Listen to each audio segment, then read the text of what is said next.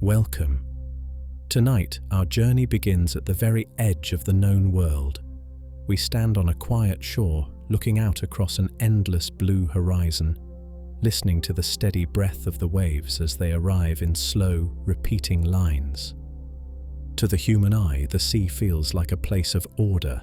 The tides come in and go out with the reliability of a clock. The waves roll onto the beach in familiar sets, a hypnotic pulse that has been beating against the continents for billions of years. That rhythm calms us. We trust it. We build our ships, our oil rigs, and our coastal cities on the assumption that the ocean follows rules. We lean on the comfort of the average. If the waves are 3 meters high, we tell ourselves we might see a 5-meter wave, but never a 30-meter one. But that sense of order is a deception. It is a comforting story we tell ourselves to feel safe on a planet that is mostly water. The truth is that the ocean has no memory and no loyalty to the average. It is a chaotic, fluid engine of immense energy, and sometimes, for reasons that science is only just beginning to understand, the math fails, the rhythm stutters, and the ocean stands up. Tonight, we turn our gaze to the deep, unpredictable heart of the sea. We seek the monsters of the abyss, not sharks, not whales, not squid, but water itself. We are tracing the paths of rogue waves. For centuries, they lived only in stories, whispered nightmares from sailors who claim to have seen white walls of water rising from a calm sea, vertical cliffs of liquid that swallowed ships whole and left no trace. Scientists dismissed these tales as exaggerations, fueled by fatigue, fear, and rum. But now we know the unsettling truth. They are real. They are moving through the oceans right now, and they are far larger and far more common than we ever wanted to believe. In this journey, we'll explore the strange physics that allows a wave to steal energy from its neighbors and grow into a giant. We'll step into the final moments of ships that vanished without a distress call, and we'll quietly ask, in a world of warming oceans and rising energy, are the giants waking up?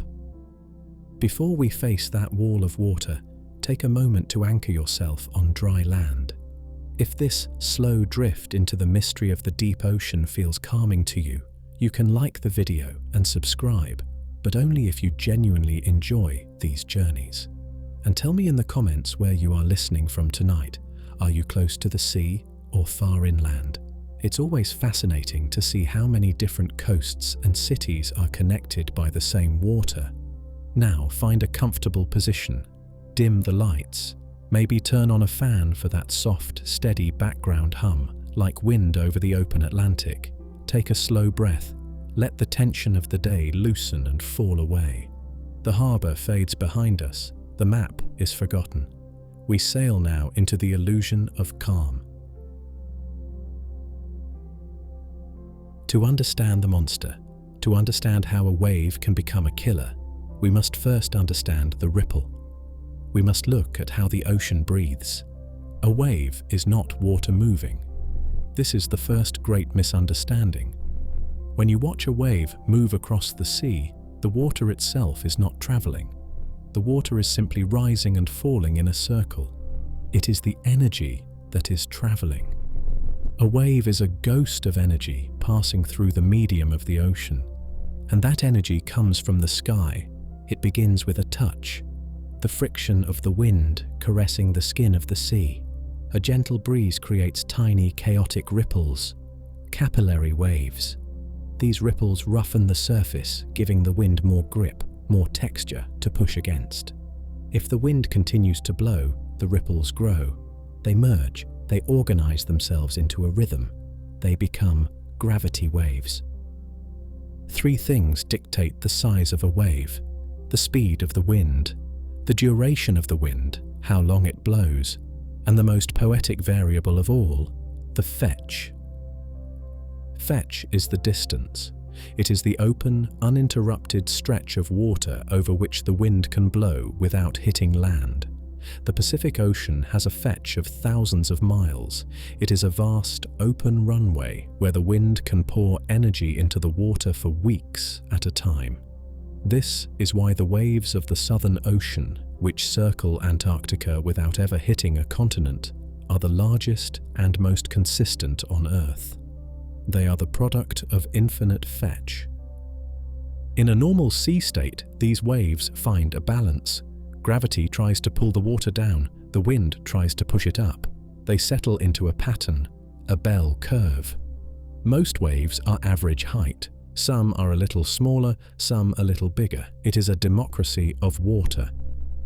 This is what oceanographers call a linear sea. It is a world where the rules of simple addition apply. If a 2-meter wave meets another 2-meter wave, they might make a 4-meter wave. It is predictable. It is safe. It is the model we use to design every ship in the 20th century. But the ocean is not always linear. Sometimes in the deep darkness far from shore, the ocean stops playing by the rules of addition and starts playing by the rules of multiplication. Sometimes the wind, the current, and the geometry of the sea conspire to create a non-linear event, a moment where the energy does not dissipate but concentrates, a moment where the ghost in the water becomes a demon. To understand this, we must look at the mistake we made. We must look at the lie of the average. In our attempt to tame this chaos, humanity invented a metric. We needed a way to describe the sea state, a number we could put on a weather map or whisper over a radio to warn a distant ship.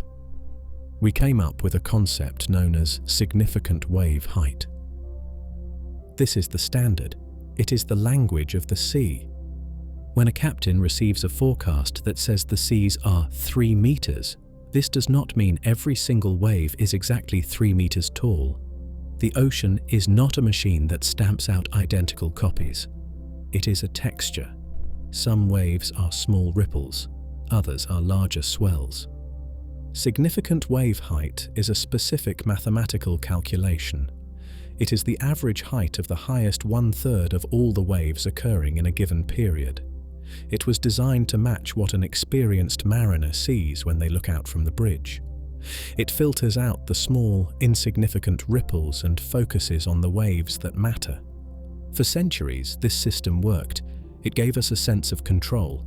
It allowed naval architects to build ships designed to withstand the expected maximums. We built our oil platforms, our aircraft carriers, and our cargo ships based on a statistical model called the Gaussian distribution, or the bell curve. The bell curve is the comforting logic of the natural world. It tells us that extreme events are incredibly rare. If the average height of a human man is 1.7 meters, you might see a man who is 2 meters tall. You might once in a lifetime see a man who is 2.5 meters tall. But the bell curve dictates that you will never ever walk down the street and meet a man who is 10 meters tall. It is statistically impossible. We applied this same logic to the ocean. We believed that if the significant wave height was 5 meters, we might see an 8-meter wave. Maybe in a 100-year storm, we might see a 10-meter wave. But a 25-meter wave, a 30-meter wall of water, the math said no. The math said that such a wave would only occur once in 10,000 years.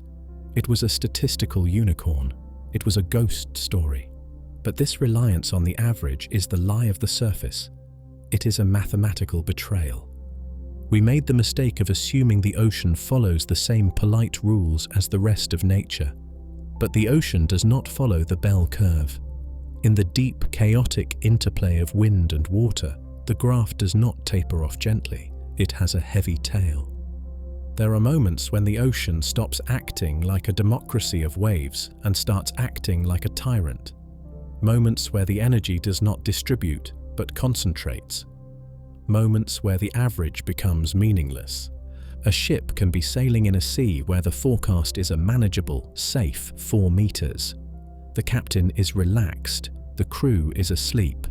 The math is on their side, and then, out of the darkness, Out of the rhythm of the significant waves comes something that defies the calculation, a single event that breaks the curve. This is the failure of our models. We tried to tame the wild water with linear algebra, but the water is non-linear. And when the math fails, the monster appears. So, what is it? What exactly are we hunting for in the dark? Before we can fear it, we must define it. We must clear away the confusion because rogue wave is often used incorrectly. It is not a tsunami. A tsunami is a geological event. It is born from the earth, not the wind. It is caused by an earthquake, a landslide, or a volcanic eruption displacing a massive volume of water. In the deep ocean, a tsunami is almost invisible. It is a long, fast, low hump of water, sometimes hundreds of kilometers long but only a meter high. A ship can sail right over a tsunami in deep water and never even feel it. A tsunami only becomes a monster when it hits the friction of the shallow coast and rears up. It is a killer of the land, not the sea. And a rogue wave is not a storm surge. A storm surge is a rising of the sea level caused by the low pressure of a hurricane sucking the ocean surface upward like a straw. It is a slow flood. A rogue wave is something entirely different. It is a creature of the open sea. It is a surface gravity wave, born of the wind, but mutated into something else. The scientific definition is cold and precise. A rogue wave is a wave that is at least twice the height of the significant wave height. If the waves around you are 5 meters, a rogue is 10. If the storm is severe and the waves are 12 meters, a rogue is 24. But the numbers do not capture the horror. The definition does not describe the shape of the monster. A normal storm wave has a rhythm. It has a long, sloping back and a crumbling, foaming front. It is a hill of water. A ship rides up the back of the hill and slides down the front. It is a motion of pitch and roll. A rogue wave is not a hill, it is a wall. Survivors describe it as a hole in the ocean, followed by a cliff of white water. It is impossibly steep. It is almost vertical. It often breaks from a different direction than the prevailing wind and swell, catching a ship broadside, the most vulnerable angle. It has no back. It is a solitary tower of liquid that rises suddenly from a chaotic sea, stands for a few terrifying seconds, crashes with the weight of a collapsing building, and then vanishes back into the average. It is the loneliness of the phenomenon that makes it so terrifying. It is usually a single event, one massive wave in a field of smaller ones. Imagine the psychology of this. You are in a storm. You have learned the rhythm of the gale. You have found your sea legs. You trust the pattern, and then you look up, and you see a wave that is blocking out the stars. A wave that is looking down on the bridge of your ship. It shouldn't be there. The physics you learned say it cannot be there, but it is. For centuries, this definition, a vertical wall of water appearing in a moderate sea, was the stuff of tavern legends. It was the excuse of bad captains who lost their ships. A giant wave took it, they would say. And the scientists in their warm offices in London and New York would shake their heads and smile. They knew better. They had the bell curve. They had the statistics. But the ocean has a way of humbling those who rely only on paper. The myths were not myths. The whispers in the logbooks were warnings. We must now leave the theory behind and travel back in time. We must listen to those whispers. We must go to the era before satellites, before lasers, to the wooden decks of the 19th century, where the only record of these monsters was the shaking hand of a survivor writing by candlelight. For hundreds of years, before we had satellites to scan the ocean's surface or lasers to measure the precise height of a crest, the knowledge of rogue waves existed only in one place. It lived in the memory of the survivors. It lived in the whispers. Imagine the scene in a damp, smoke-filled tavern in Liverpool or Hamburg or Nantucket in the mid-19th century. A sailor, old before his time, his skin weathered like leather by the salt and the sun, leans over a table. He tells a story that sounds like madness. He speaks of a night when the wind was howling but steady. He speaks of a sea that was rough but manageable. And then he speaks of a silence, a sudden, strange lull in the rhythm of the ship.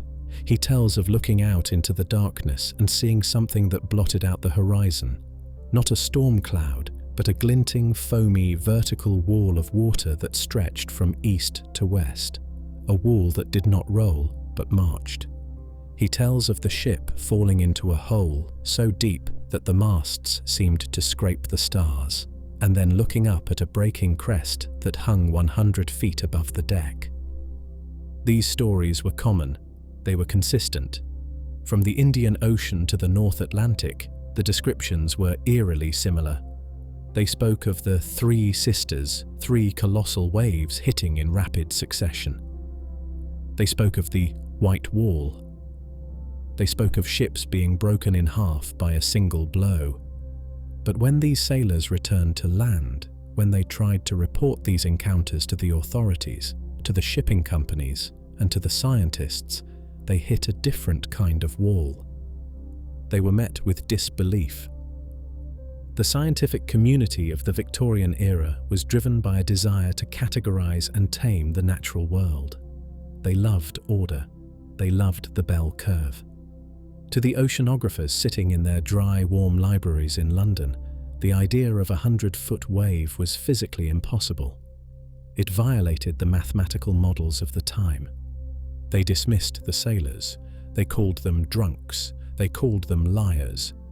They attributed the reports to optical illusions caused by the exhaustion of the storm, or to the exaggeration of men trying to explain away their own navigational errors. No wave, the scientists declared with absolute confidence, can rise higher than 50 feet without breaking under its own weight. This was the arrogance of the intellect against the experience of the senses. The tragedy is that the sailors were telling the truth. They had looked into the face of a chaotic reality that science was not yet ready to accept. They had seen the non-linear ocean, but because their evidence was anecdotal, because it was written in shaking handwriting in water-stained logbooks rather than recorded by a machine, it was erased. The ocean kept its secret. The freak wave remained a myth, a ghost story to scare cabin boys. But the ocean does not care about human belief. It does not care about mathematical models or scientific consensus.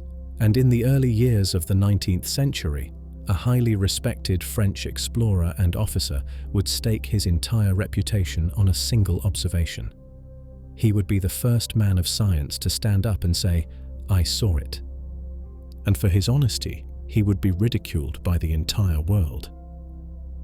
The myths were easy to dismiss when they came from the mouths of anonymous deckhands, but in 1826 the ocean presented its challenge to a man who could not be easily ignored. Jules Dumont d'Urville was not a storyteller. He was a scientist, a botanist, and a distinguished officer of the French Navy. He was a man trained in the rigors of observation, a man whose career was built on precision. He commanded the corvette Astrolabe, a vessel on a mission of exploration charting the unknown waters of the Southern Hemisphere. He was a man of the Enlightenment, dedicated to facts. But the Southern Indian Ocean has a way of warping facts. It was a time of heavy weather. The Astrolabe was navigating the treacherous waters south of Africa, a region we now know as one of the primary breeding grounds for monster waves. The sea was rough, churned by the endless fetch of the westerlies. But what d'Urville saw that day broke the scale. He watched as a wall of water rose behind his ship. It was not just a swell, it was a moving mountain. It dwarfed the Astrolabe. As the ship fell into the trough, d'Urville did not panic. He measured.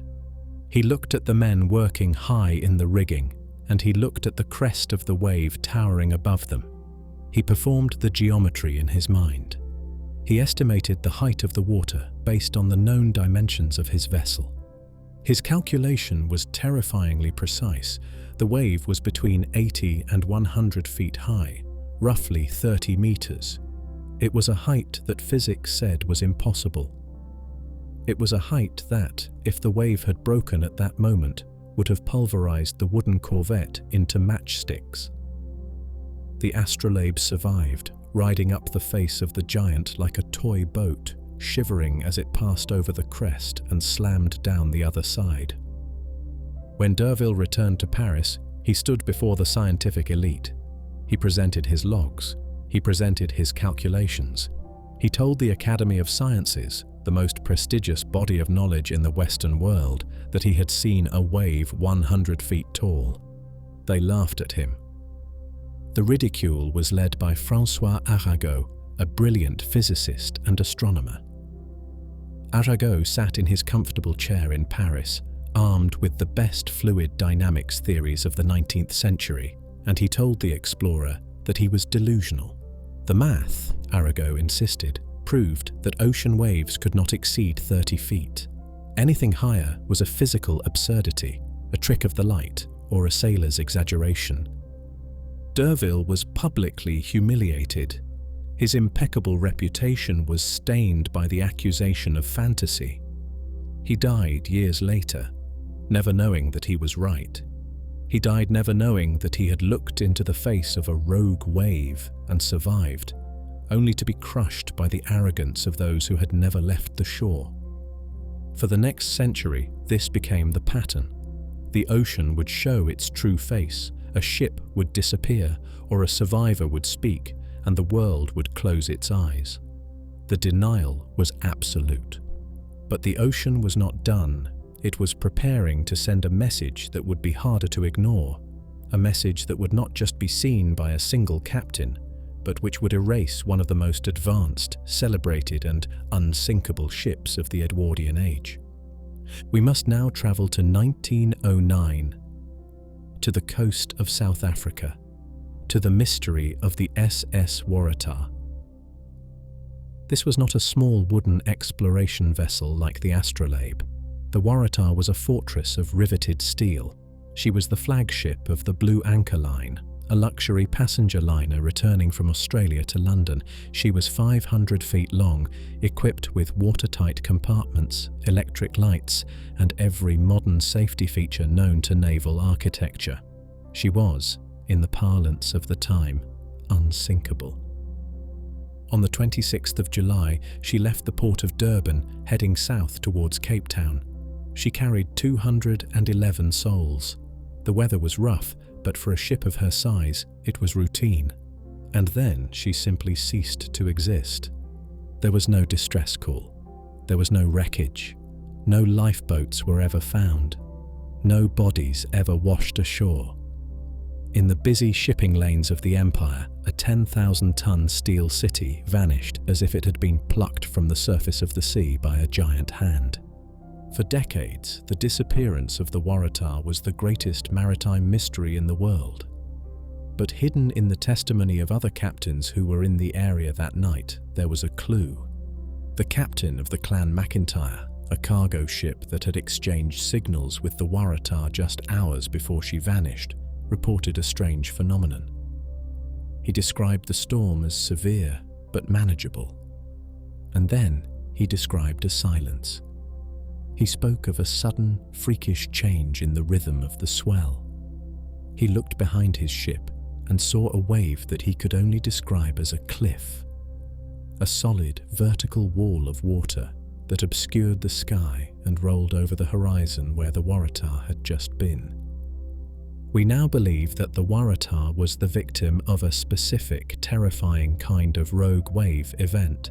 She was likely caught in the Agulhas Trap, a stretch of ocean where the swift, warm Agulhas current runs head-on into the cold Antarctic storm winds. We now know this collision creates waves of monstrous steepness.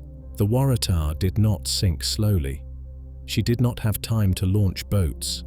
The physics suggest she was pooped, caught from behind by a wave so high and so steep that it lifted her stern into the air and drove her bow into the trough of the hole ahead. Or perhaps she was hit broadside, rolled over in a single violent metallic scream, trapping everyone inside as she plummeted to the seabed. The ocean had claimed a fortress. It had proven that steel was no defense against geometry. But even this tragedy was dismissed by many as a failure of the ship, a problem with her stability, a top-heavy design. The denial continued. The ocean was still seen as a linear, predictable place where big ships only sank if men made mistakes. It would take another 20 years and a different kind of observer to finally put a number on the monster. It would take a ship that did not sink, and a man who did not panic, but who instead reached for his trigonometry.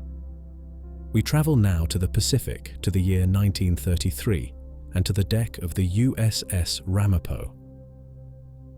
The denial of the Victorian age was about to collide with the hard mathematics of the 20th century. The stories of drunks and frightened travelers were one thing. The cold, calculated trigonometry of a naval officer was another. On the night of February 7, 1933, the USS Ramapo, a Navy oiler, was caught in a cyclonic disturbance in the North Pacific. This was not a sudden squall. It was a weather system that had been raging for days, churning the ocean into a frenzy of foam and fury. The fetch was limitless. The wind had been blowing at 60 knots for a week, pushing the sea ahead of it, stacking energy upon energy. The Ramapo was not fighting the waves, she was running with them. She was surfing down the faces of the swells, her propeller racing as she crested, her bow burying itself in the troughs. On the bridge, Lieutenant Frederick Margraf stood watch. He was not prone to exaggeration. His job was navigation and observation. As he looked astern, peering through the driving spray into the moonlit darkness, he saw a shadow rising behind the ship. It was a wave that blocked out the sky. As the stern of the Ramapo sank into the deepest part of the trough, the wave behind her crested. Margraf didn't scream. He didn't panic.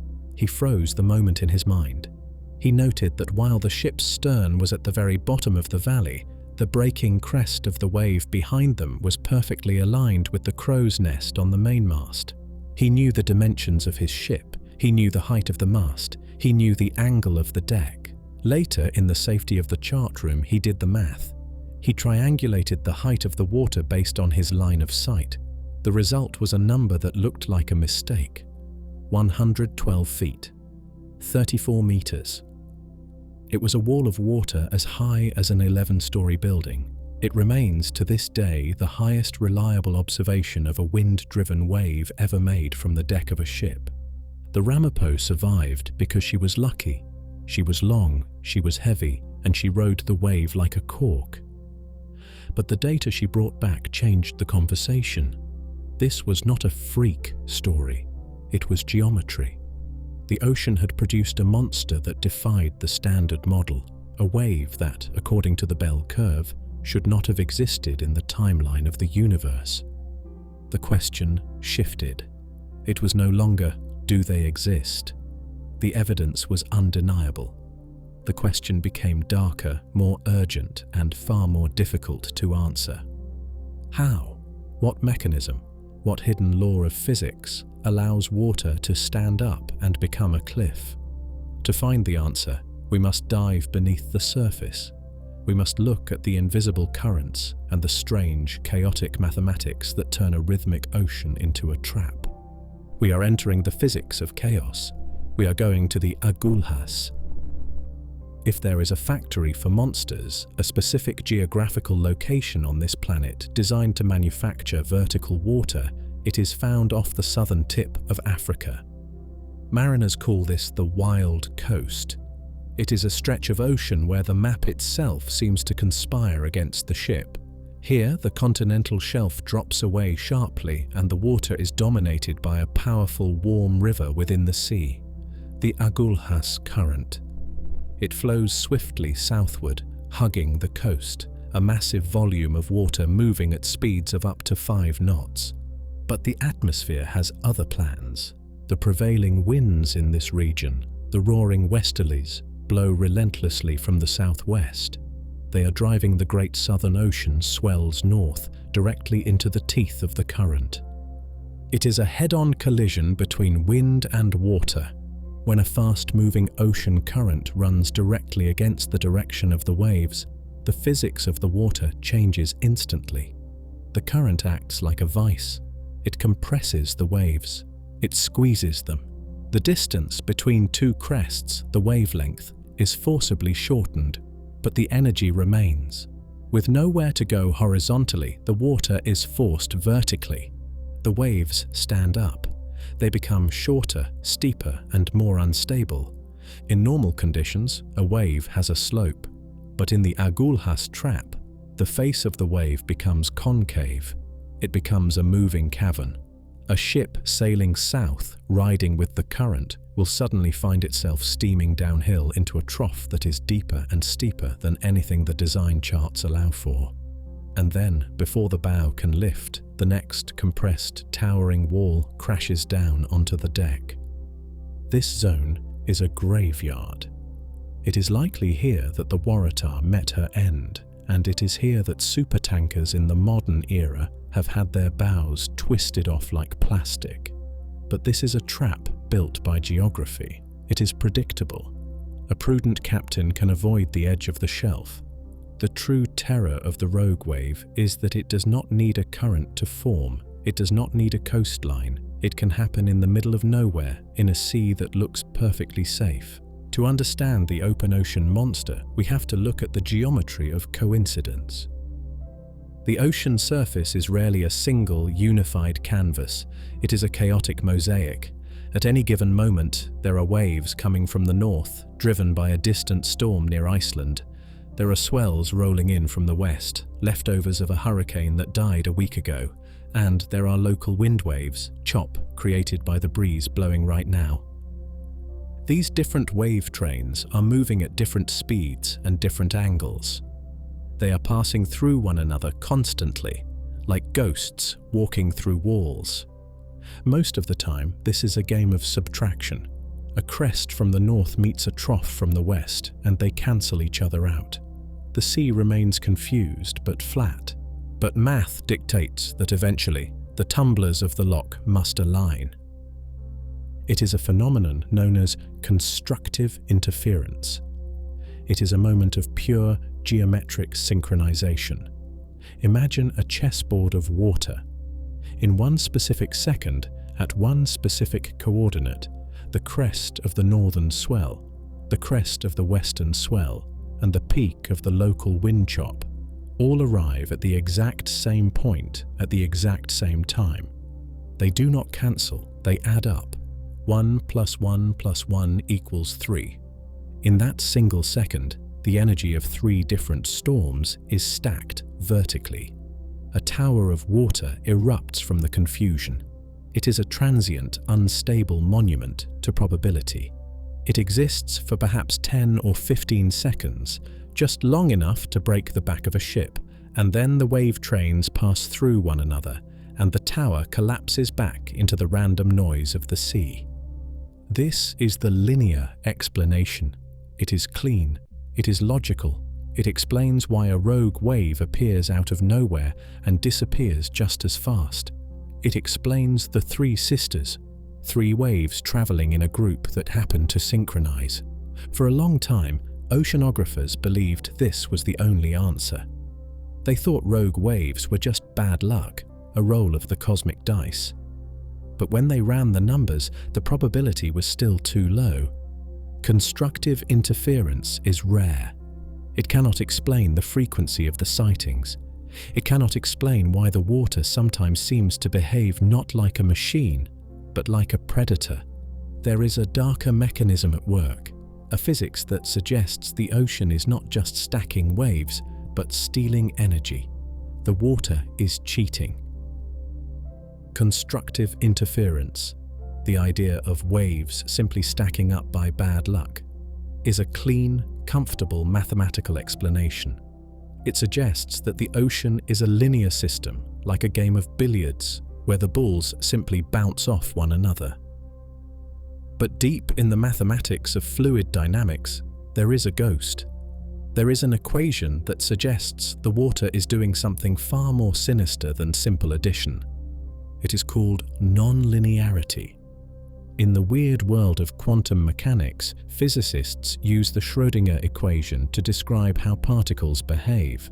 Strange as it seems, this same equation governs the behavior of deep ocean swells. It reveals that the ocean is not a stable medium. It is unstable. Under certain specific conditions, a stable train of waves can suddenly lose its coherence. It begins to cannibalize itself. This mechanism is known as modulational instability, or the Benjamin Fair instability. Think of it as a form of energy theft. Imagine a line of waves rolling through the dark, each one roughly the same size, carrying the same amount of energy. In a linear world, they would stay that way, but in a non-linear ocean, a single wave can begin to act like a parasite. It starts to steal energy from the wave immediately in front of it. Then it reaches back and drains the energy from the wave behind it. It feeds. The surrounding waves shrink, turning into mere ripples, while the central wave grows grotesquely swollen. It essentially inhales its neighbors. This process is exponential.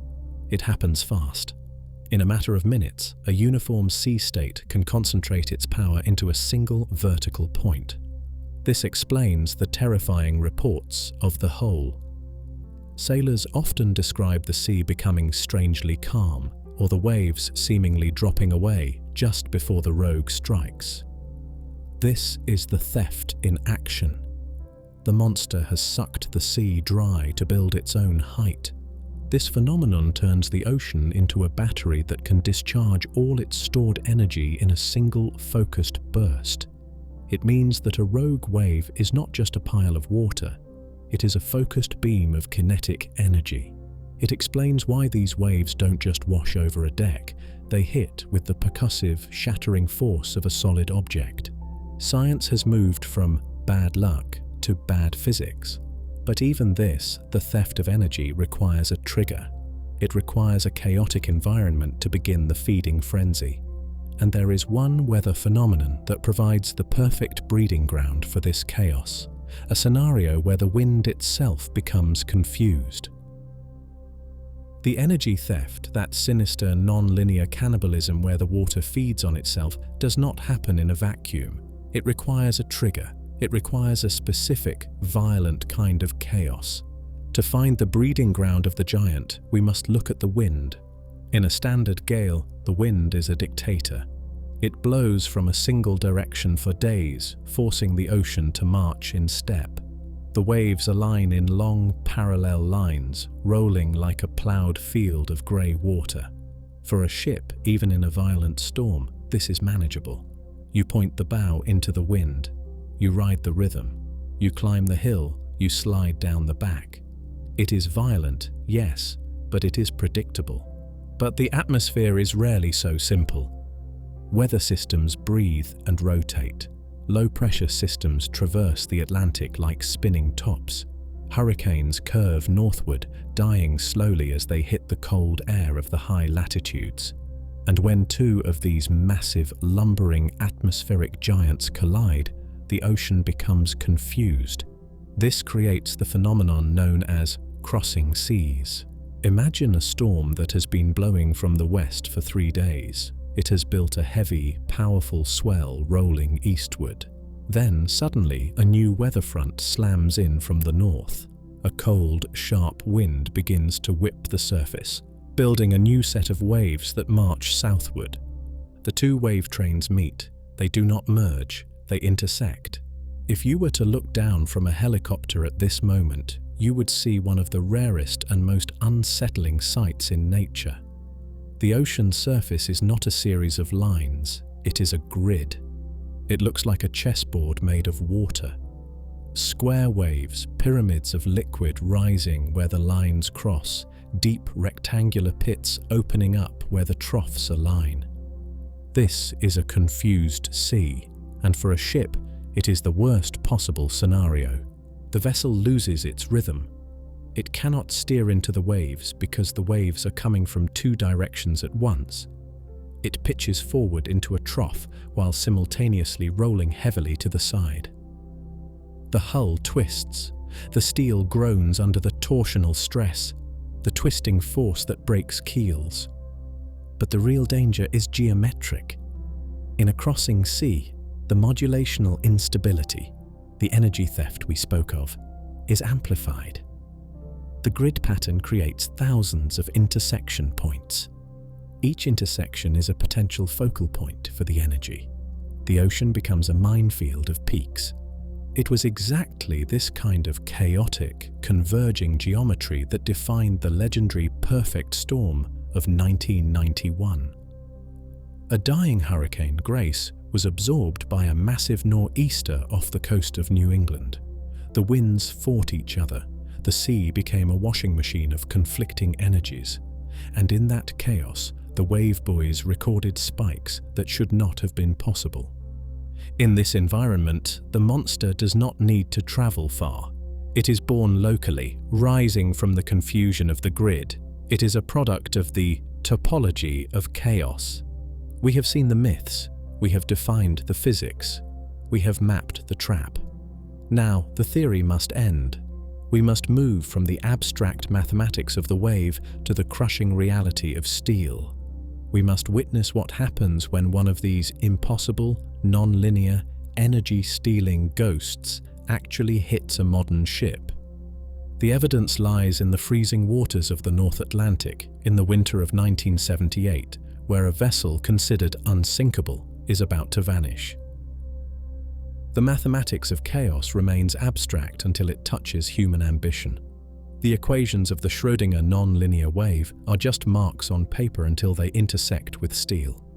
To understand the true physical reality of these monsters, we must look at the wreckage of confidence. In the winter of 1978, the North Atlantic was patrolled by a masterpiece of German engineering. The MS München was not an ordinary cargo vessel. She was a lash carrier, a lighter aboard ship, a massive, complex and cutting-edge industrial titan designed to carry dozens of smaller barges. She was 261 meters long. She was state-of-the-art, and crucially, she was considered by her builders and her crew to be unsinkable. She was built to withstand the worst the Atlantic could throw at her. Her bridge was high, her engines were powerful, her hull was a fortress. On the 12th of December, she was en route from Bremerhaven to Savannah, Georgia. The Atlantic was in a foul mood. A severe storm had been battering the shipping lanes for days, churning the ocean into a chaotic frenzy of grey foam and sleet.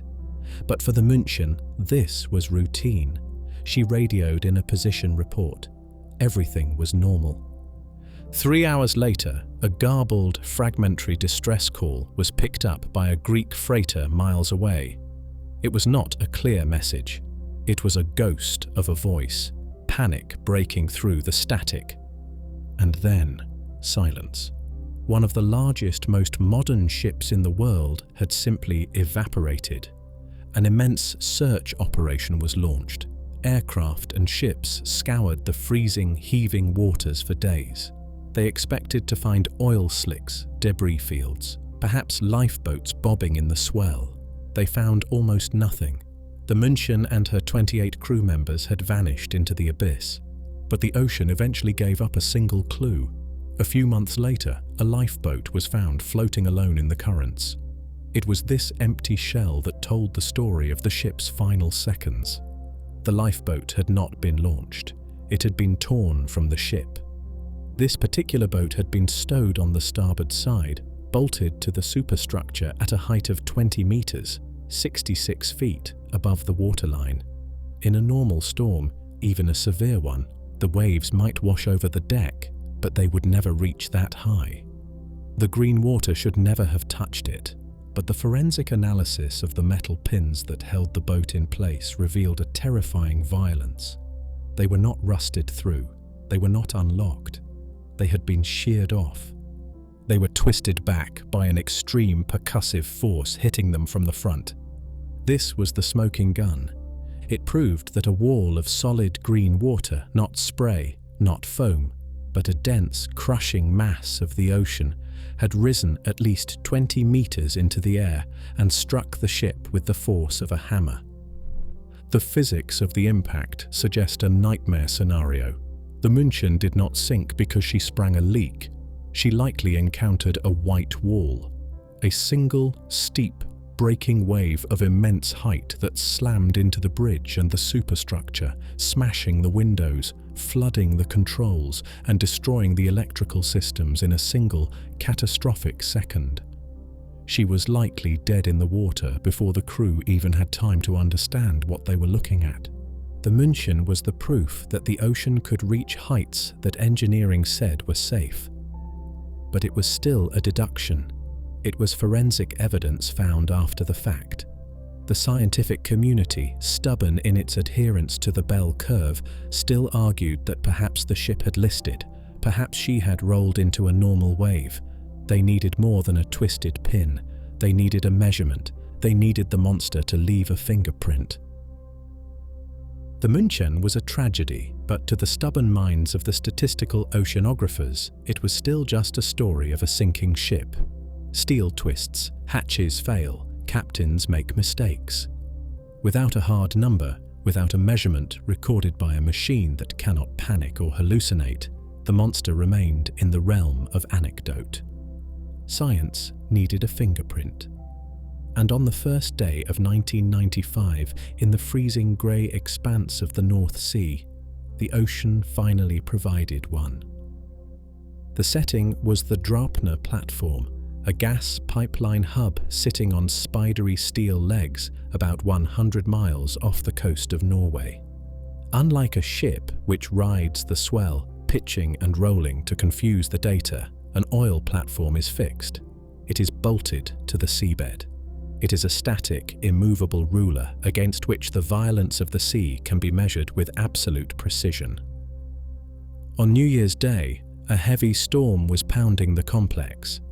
The significant wave height, that comfortable average we use to predict safety, was rising steadily, reaching 12 meters.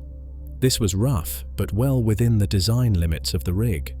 The crew, following standard safety protocol during the gale, had retreated indoors. The platform was effectively on autopilot. But hanging beneath the main deck, pointed down at the churning black water, was a laser. This was a downward-looking wave sensor, a device designed to fire a beam of light at the surface and record the time it took to bounce back, measuring the distance to the water hundreds of times a second. It was a machine of cold, hard objectivity. At 3:20 p.m., as the winter twilight faded into darkness, the laser recorded a sequence of data that would shatter the bell curve forever. The chart shows a rhythmic, chaotic scribbling of 12-meter waves, the heartbeat of a severe storm. And then, the line goes vertical. Out of a sea state that should have produced nothing higher than perhaps 15 meters, a single, towering mountain of water rose up. It did not have a deep trough in front of it.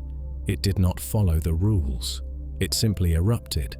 It hit the platform with a crest height of 18.5 meters above the still water level and a total wave height, from the bottom of the trough to the peak of the crest, of 25.6 meters. It was 84 feet of solid water. According to the linear mathematical models used to build the platform, a wave of this magnitude in this specific sea state had a probability of occurring once every 10,000 years. It was a statistical impossibility, yet there it was, printed on the chart in jagged black ink. The platform groaned. The water smashed into the underside of the deck, an area that was supposed to be in the air gap, safely above the reach of any theoretical wave.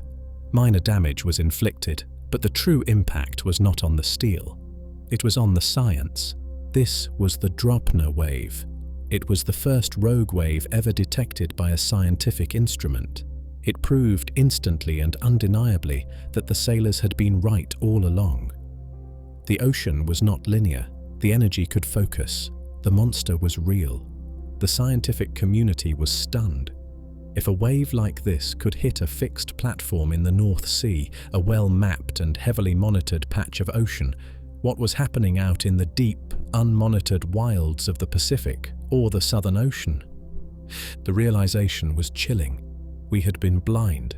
We had assumed these events were rare, generational freaks of nature.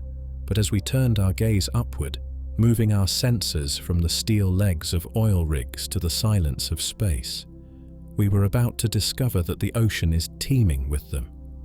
We are entering the era of the satellite.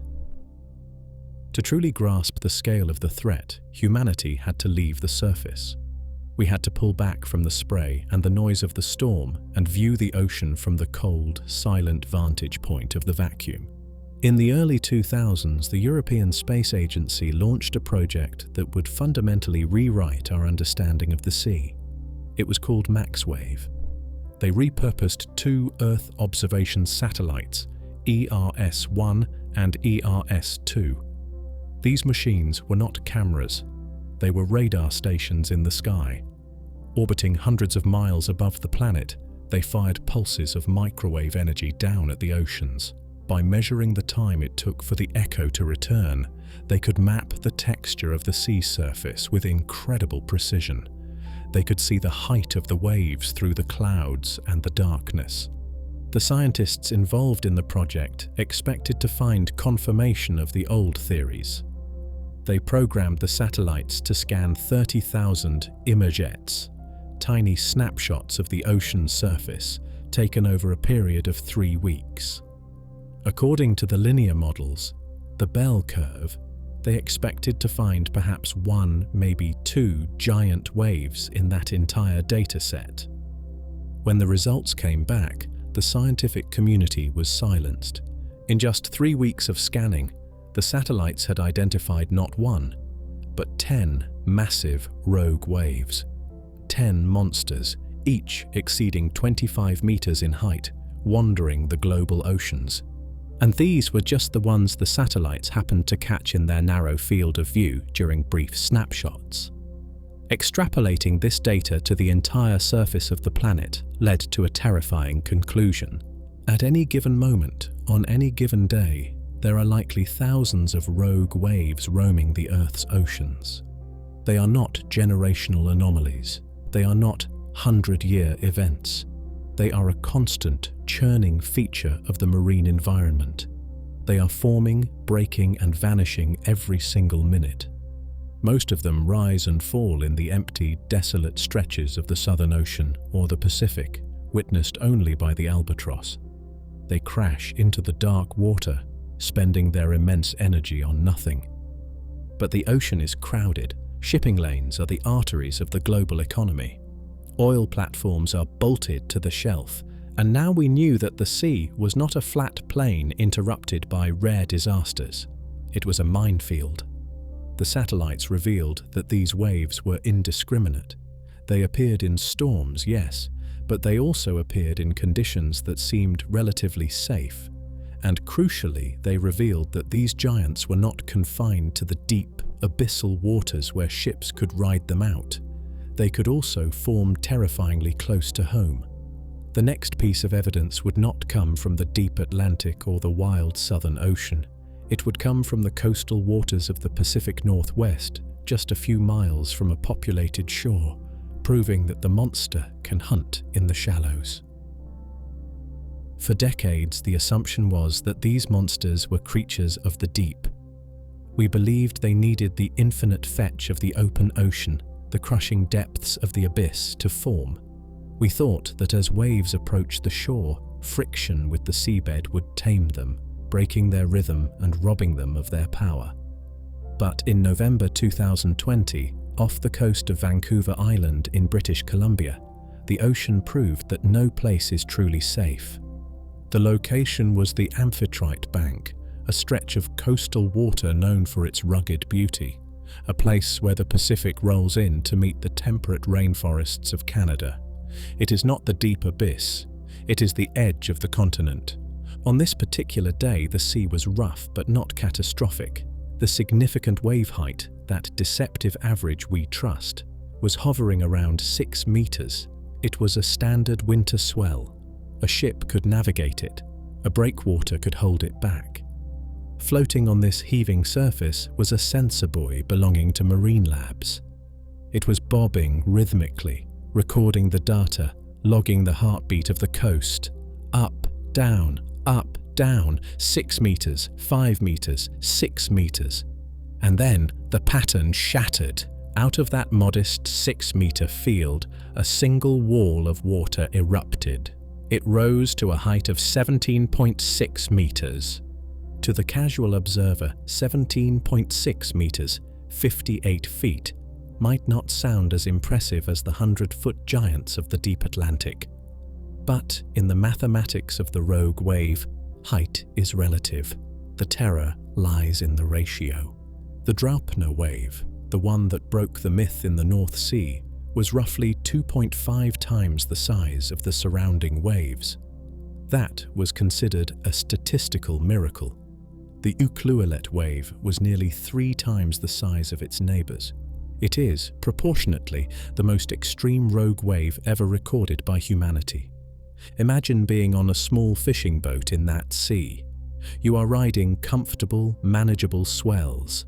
You have established a rhythm, and then, without warning, you are confronted by a wave that is triple the height of anything else in the ocean. It would be like looking at a row of 2-story houses and suddenly seeing a 6-story apartment block rising instantly from the pavement. It appeared, it crested with a violence that would have pulverized a trawler, and then it vanished back into the 6-meter chop. The Ucluelet event was a wake-up call. It happened just 7 kilometers from the shore. It proved that these waves are not just distant abstract threats wandering the shipping lanes. They can hunt in the shallows.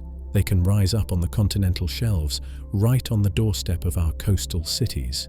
We have now confirmed their existence. We have measured them with lasers, tracked them with satellites, and logged them with buoys. The myth is dead. The monster is real. But numbers on a chart are cold. To truly respect this phenomenon, we must stop looking at graphs and start looking at the water itself. We must try to visualize the physical reality of the event. We must deconstruct the shape of the beast. We are moving into the anatomy of terror. We have looked at the data points. We have traced the red lines on the laser charts and the radar maps. But numbers, no matter how extreme, are abstract. To truly understand the rogue wave, to feel the visceral reality of the phenomenon, we must stop looking at the math and start looking at the water. We must stand on the deck and look up. We must deconstruct the anatomy of the monster. In a normal storm, the ocean has a slope. Even in a hurricane, a standard wave is a hill. It has a base, a long, angled back, and a crest.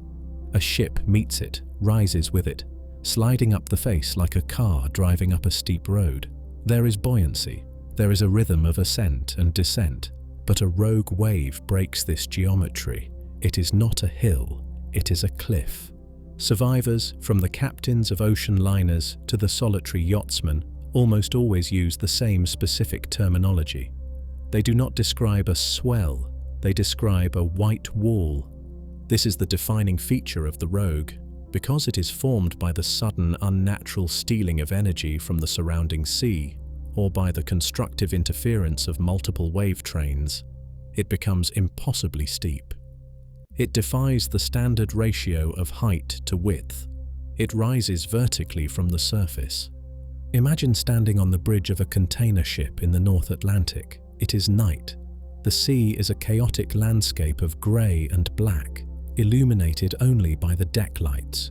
You are looking forward, watching the horizon rise and fall, and then the horizon disappears. It does not fade, it is blocked. A curtain of water has risen in front of the ship. It spans the entire field of view, from port to starboard. It is so high that you have to crane your neck to see the top, and unlike a normal wave, which is dark water capped with white foam, this face is often entirely white. It is a breaking wave on a colossal scale. The The front of the wave is so steep that gravity is already pulling the crest down before the wave can even finish forming. The water is cascading down the face of the cliff like a waterfall, creating a churning, aerated sheet of foam. This gives the monster its ghostly, glowing appearance in the dark. It creates a bioluminescence of pure kinetic violence, and it is not silent. A normal wave hisses, it roars rhythmically, but a rogue wave, due to its steepness and the air trapped within its breaking face, reportedly makes a sound like a freight train or the low-frequency rumble of an avalanche. It is a deep, percussive vibration that can be felt through the steel hull of the ship before the water even strikes. This verticality is what makes it so lethal. A ship cannot ride over a wall. The bow cannot lift fast enough.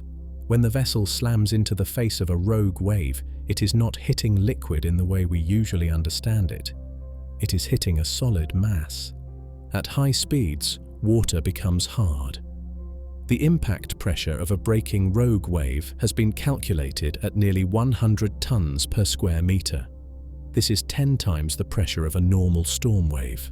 It is enough to bend steel plates, shatter reinforced glass, and snap the keel of a tanker as if it were a dry twig. The wave hits with the force of a landslide.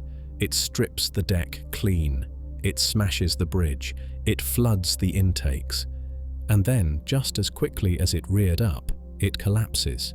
Because it is unstable, because it has stolen more energy than it can hold, the rogue wave is a transient beast. It exists for perhaps 30 seconds, a minute at most. It destroys and then it dissolves back into the random, confused chop of the ocean. It leaves behind only wreckage and a stunned silence. But the height of the wall, the crushing weight of the crest, is only the first half of the terror. The wave is not just a mountain rising from the plain. For a mountain to rise, the earth must sink. For the water to go up, it must first go down. Before the ship hits the wall, it must survive the fall. We must now look at the feature that often kills the vessel before the wave even strikes. We must look into the abyss. But the height of the wall, the crushing weight of the crest, is only the first half of the terror. In the physics of the ocean, there is a fundamental law of exchange. You cannot build a mountain without digging a valley. The water that makes up that towering foam-capped cliff has to come from somewhere. It comes from right in front of it. Before the monster strikes, it takes a deep breath. It sucks the ocean dry. This creates a feature that survivors speak of with even more dread than the wave itself. They call it the hole. Imagine the experience. You are on the deck of a ship battling through a storm. The vessel is pitching rhythmically, climbing the swells and sliding down the backs. You have found a cadence. And then the rhythm breaks. The ship crests a standard wave, tips its bow forward to slide down the other side, and simply keeps falling. The water beneath the keel has vanished. The rogue wave has drawn so much liquid into itself to build its height that it has excavated a deep, steep-sided trench directly in front of its path. The ship pitches forward, not at a gentle angle of 10 or 15 degrees, but at a sickening, impossible angle of 30 or 40 degrees. It feels less like sailing and more like falling down an elevator shaft. This is the moment of freefall. The sensation is one of absolute weightlessness, followed by terror. Loose equipment crashes against the forward bulkheads. Men are thrown from their bunks, and deep in the bowels of the ship, the sound changes. As the stern lifts high into the air, the propeller breaks the surface. It loses its grip on the water.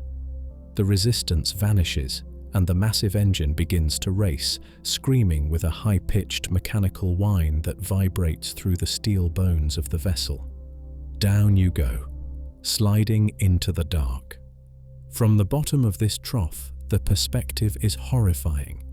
You are no longer looking at the ocean, you are looking at the abyss. To port and starboard, the water walls up like the sides of a canyon. And ahead, looking up from the bottom of the pit, the face of the rogue wave towers above you, not just 20 meters high, but effectively double that height because of the depth of the hole you are standing in. It is like standing at the base of a dam the second before it bursts. This hole is the true killer. It is the tactical trap. Because the ship is pointing down, sliding rapidly towards the bottom of the trough, it cannot lift its bow. It loses its buoyancy. It becomes a spear thrown at the ground. When the ship reaches the bottom of the hole, it slams into the base of the oncoming wave. The bow digs in. It buries itself in solid water. The ship stops dead, and then the wall collapses on top of it. The bridge, usually high and safe, is now the impact point. The green water sweeps over the entire length of the vessel, stripping away lifeboats, antennas, and cranes. If the ship is lucky, it shudders, sheds the water, and rises, groaning, back to the surface. If it is unlucky, the sheer weight of the water falling onto the forward deck snaps the hull in two. This is the geometry of the abyss. The monster is not just a hammer, it is a pitfall trap. But the ocean has one final cruel variation on this theme. The rogue wave is often a solitary hunter, a single aberration in a chaotic sea. But sometimes, very rarely, the mathematics align in a way that produces not one giant, but a procession. Sometimes the monster brings its family. The solitary rogue wave is a sniper. It is a single calculated shot from the dark. But there is a variation of this terror that operates with a different, far more brutal kind of logic. It is not a sniper, it is a barrage. Mariners have whispered about this phenomenon for centuries. They gave it a name that sounds almost gentle, a personification born of folklore and fear. They call it the Three Sisters. In the cold language of hydrodynamics, this is a wave packet, a group of synchronous giants traveling together, locked in a resonant step. But to a captain on the bridge, it is a death sentence. The danger here is not just height, it is time. It is the complete removal of the recovery window. A ship is designed to be resilient. It is a cork. If a massive wave hits it, the vessel will roll, it will shudder, it will take on water, but given time, gravity and buoyancy will do their work. The water will drain from the scuppers. The hull will right itself. The engines will bite the water again. The ship will breathe. The Three Sisters deny the ship this breath. The attack begins with the first sister.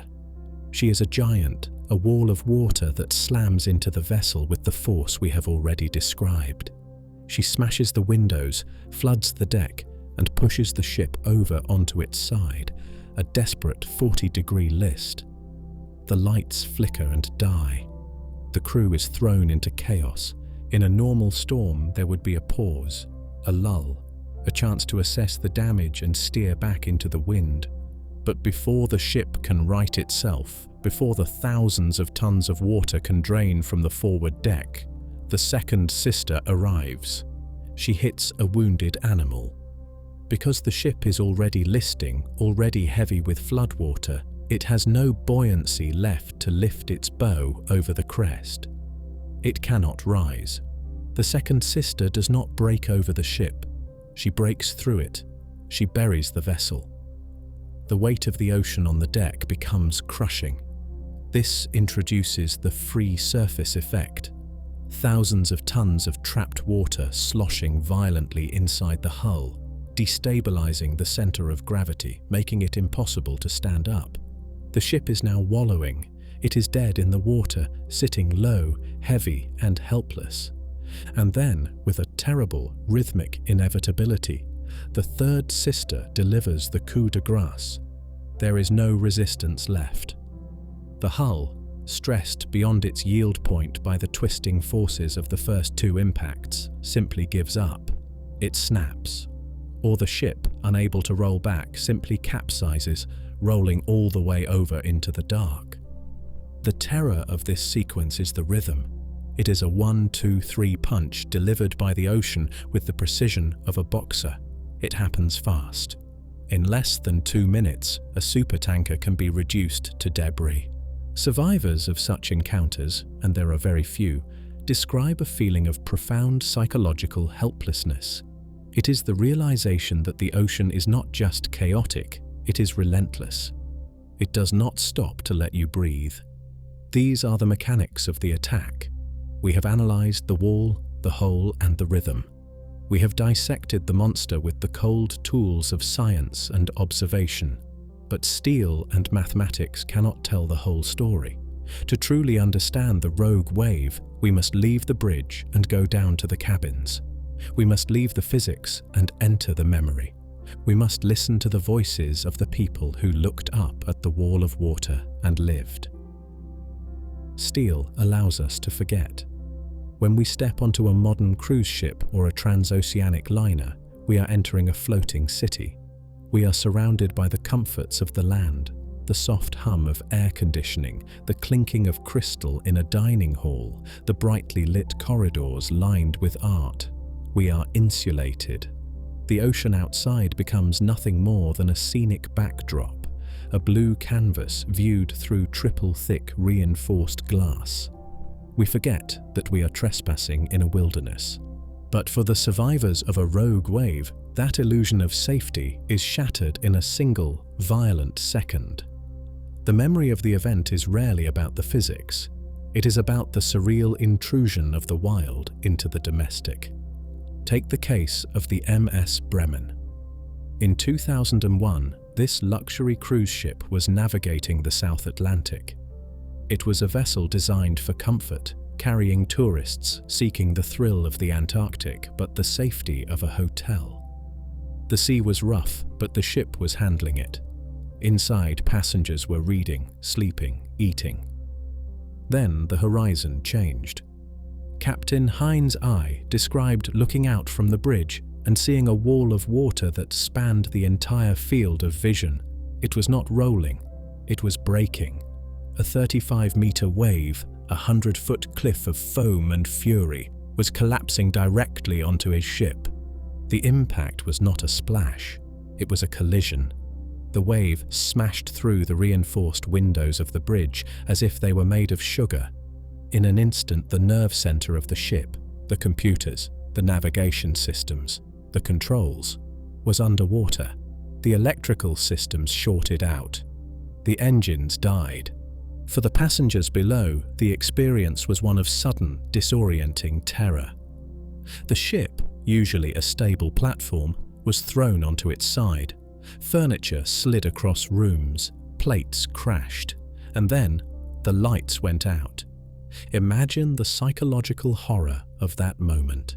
You are in a luxury cabin, in the dark, in the middle of the wildest ocean on Earth. The ship is dead.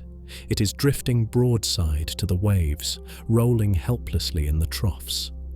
You can hear the ocean screaming outside, hammering against the hull, demanding entry. For 40 minutes, the Bremen drifted without power, a steel cork at the mercy of the giants.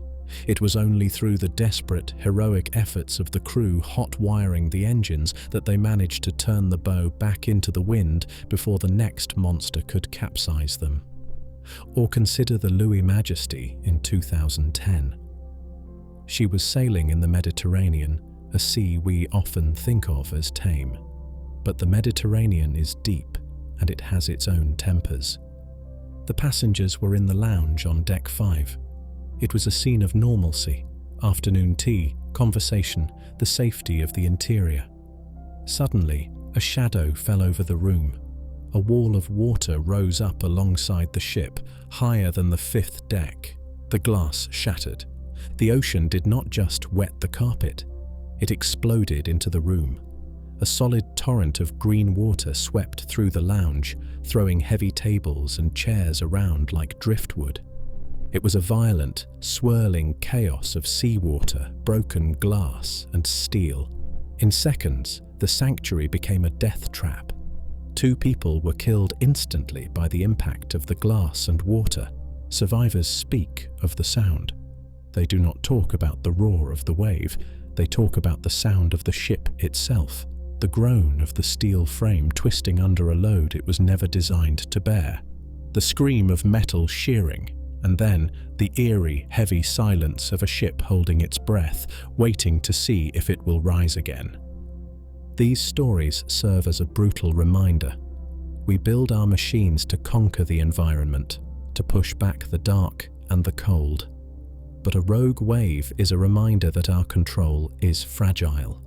It takes the ocean only a few seconds to strip away the veneer of civilization and remind us that we are small, soft, biological things floating on a deep, indifferent power. The trauma of these encounters changes the way we look at the sea. It forces us to ask, if we cannot stop the monsters, can we at least see them coming? Can we build stronger castles? We must now turn from the past to the future. We must look at how humanity is using its greatest tool, the mind, to fight back against the chaos. We are entering the age of prediction and engineering. The sinking of the München and the near loss of the Bremen were not just tragedies, they were engineering wake-up calls. For a century, naval architecture had been built on a foundation of optimism. We designed our ships using the linear wave theory. We built them for a predictable ocean, an ocean where waves were gentle slopes that a hull could ride over. We calculated the stress on the steel based on the 100-year wave, a statistical abstraction derived from the bell curve. We were building castles for a world that didn't exist. When a rogue wave hits a ship, the standard rules of buoyancy and stress are irrelevant. The encounter is not hydrodynamic, it is ballistic. The ship does not float over the water, it collides with it. Engineers call this phenomenon green water loading. In a normal storm, the bow of a ship slices through the water, throwing spray, white water, to the sides. But when a ship falls into the hole of a rogue wave and slams into the base of the oncoming wall, the bow cannot lift. It is buried. The wave breaks directly onto the deck. This is green water, solid, non-aerated ocean. It weighs a ton per cubic meter. When thousands of tons of green water crash onto the forecastle, the force is not a push, it is a hammer blow. It can collapse steel hatch covers, crushing them inward like aluminum foil. It can strip the deck of its piping, its cranes, and its breakwaters. So we have had to rewrite the blueprints. We are no longer designing for the average, we are designing for the anomaly. The modern ship is evolving into a bunker. If you look at the prow of a new ultra-large container vessel or a specialized offshore support ship, you will see the change. The bows are becoming higher, more flared, designed to throw the green water away from the deck before it can become a crushing weight. The breakwaters, those angled steel walls on the forward deck, are being reinforced, turned into armored shields to protect the cargo behind them. The bridge, the brain of the ship, is retreating. On the München, the low bridge was its fatal flaw. Today, naval architects are pushing the superstructure higher and further back, seeking safety in altitude, trying to place the human crew above the reach of the white wall. The windows are no longer just glass. They are multi-layered laminates, tested to withstand pressures that would crush a submarine. But the most dramatic changes are happening where the stakes are highest, on the oil platforms. The dropner wave changed the offshore industry forever. Before 1995, engineers calculated the air gap, the distance between the chaotic surface of the sea and the steel underside of the platform deck, based on linear models. They thought they were high enough. The laser data from New Year's Day proved they were wrong. The ocean could reach higher than their math allowed. Now the rigs are standing on their tiptoes. We are jacking them up. We are reinforcing the spider deck, the underside of the platform, armoring it against the upward slam of a wave crest. We are building structures that assume the ocean will try to kill them. We have moved the battle from the shipyard to the microchip. We no longer just guess, we simulate. In the humming server rooms of maritime universities and engineering firms, we create digital hurricanes. We use computational fluid dynamics to build virtual ships and throw them into virtual non-linear seas. We watch how the steel bends. We watch how the hull vibrates, a phenomenon called whipping, where the impact of a rogue wave causes the entire ship to ring like a struck bell, snapping the keel through fatigue. We are building stronger, smarter, and higher. But steel has a limit. No matter how thick the hull, no matter how high the bridge, physics will always favor the ocean. If the wave is big enough, if the energy is focused enough, the ship will break. Armor is a passive defense. It is a hope that we can take the punch, but the ultimate survival strategy is not to take the punch at all. It is to dodge it. To do that, we need more than steel. We need time. We need to know the monster is coming before it strikes. We are moving from the age of heavy engineering to the age of prediction. We are trying to give the ship eyes. Armor is a passive defense. It is a hope that we can take the punch, but the ultimate survival strategy is not to take the punch at all. It is to dodge it. To do that, we need more than steel. We need time. We need to see the monster rising from the chaos before it strikes. We are entering the age of prediction, where the battle against the rogue wave moves from the physical world of welding torches and rivets to the invisible high-speed world of algorithms and radar. The problem with predicting a rogue wave is that it is, by definition, a black swan event. It breaks the pattern. Standard weather forecasting can tell a captain that a storm is coming next Tuesday. It can predict the average swell height.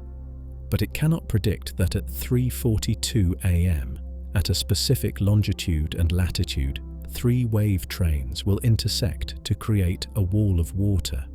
Or at least, it couldn't until now. Scientists at MIT and other leading institutions are training a new kind of intelligence to watch the sea. They are feeding decades of wave data, the chaotic scribbles of buoys and lasers, into neural networks. They are teaching artificial intelligence to recognize the shape of the chaos. These algorithms are looking for the precursors, the subtle, almost invisible patterns that form in the wave field just seconds before a monster is born. They are looking for the way energy clusters, the way wave groups begin to synchronize, and they are finding a signal. The results are promising and terrifyingly brief. The AI can predict a rogue wave, but it cannot give you an hour's warning. It cannot give you 10 minutes. It can give you perhaps 2 or 3 minutes. 2 minutes. In the context of a massive container ship moving at 20 knots, 2 minutes is a heartbeat. It is not enough time to turn the ship around. It is not enough time to outrun the wave. But it might be enough time to save a life. Imagine the bridge of a ship in the future. A warning siren cuts through the noise of the storm. A red light flashes on the console. The AI has seen the energy gathering in the dark. Rogue wave detected. Impact in 120 seconds. 2 minutes is enough time to sound the general alarm. It is enough time to clear the decks, to get the crew off the exposed walkways and into the steel heart of the ship. It is enough time to shut the watertight doors. It is enough time to turn the bow 5 degrees into the swell, ensuring the ship takes the hit on its strongest point rather than its vulnerable flank. To aid this digital eye, we are deploying LiDAR, light detection and ranging, on the bows of ships. These lasers scan the ocean's surface ahead, mapping the topography of the water in real time. They are looking for the hole. They are looking for the steepness. We are trying to give the ship reflexes. But even with the best AI, even with lasers scanning the dark, we are playing a game of catch-up. Because the ocean is not a static opponent. The playing field is changing. We are designing our defenses for the ocean of today, but the ocean of tomorrow may be a very different, far more violent beast. We are pumping heat into the atmosphere. We are warming the seas. And heat is energy. By changing the climate, we may be feeding the monsters. We must now ask the question that haunts every oceanographer: in a warming world, are the giants getting bigger? We must confront the thermodynamic reality of a warming world. Heat is energy. It is as simple as that. For the last few decades, the Earth's oceans have absorbed more than 90% of the excess heat trapped by our greenhouse gases. The water is getting warmer.